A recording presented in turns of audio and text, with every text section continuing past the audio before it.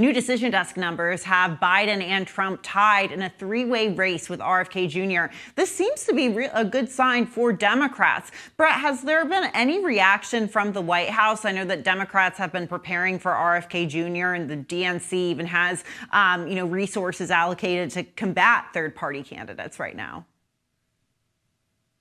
Yeah, exactly. And to that point, this is definitely welcome news for the White House and welcome news for the Biden campaign, who, for months, really, Biden campaign officials had told me that they felt like Biden's poll numbers would bounce back once voters started to pay more attention, once they started to realize that the choice was essentially going to be President Biden or former President Trump again in November.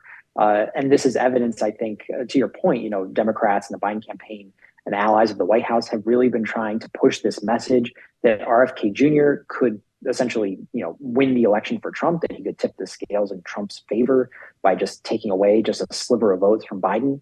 So this is, potentially the result of a really concerted effort by Democrats affiliated with the Biden campaign to get that message out, to point out that, a lot of RFK Jr.'s donors are actually Republicans who are Trump supporters, to point out some of his policies that people might not be familiar with. So like you said, this is definitely good news for the White House, good news for the Biden campaign. And obviously there's still, close to 6 months until Election Day. And I would expect we'll continue to hear sort of this drumbeat of warnings from the White House and from the Biden campaign about the risks of voting for RFK Jr.